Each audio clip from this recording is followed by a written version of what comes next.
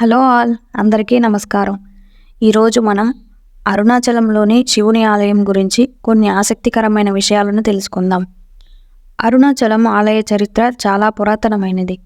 తమిళనాడు రాష్ట్రంలోని తిరువన్నామలై పట్టణంలో ఉన్న ఈ ఆలయం శివుని అగ్నిరూప క్షేత్రంగా పరిగణించబడుతుంది.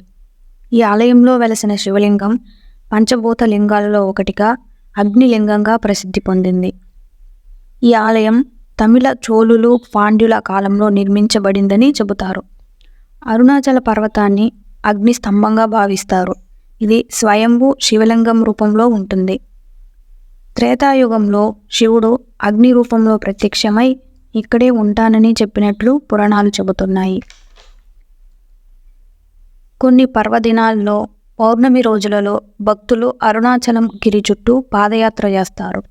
దీనిని గిరి ప్రదక్షిణ లేదా గిరివలం అంటారు. ప్రతి సంవత్సరం కార్తీక పౌర్ణమి రోజున గిరి శిఖరంపై దీపం వెలిగించడం విశేషం. పురాణాల ప్రకారం పార్వతీదేవి తన భర్త శివునికి ఇక్కడే సేవ చేయాలని కోరుకుందని కూడా చెబుతారు. గిరి ప్రదక్షిణకి ఉత్తమ సమయం పౌర్ణమి రాత్రి. ఈ సమయంలో భక్తులు ప్రశాంత వాతావరణంలో దీపాల వెలుగులలో గిరి చుట్టూ ప్రదక్షిణ చేస్తారు.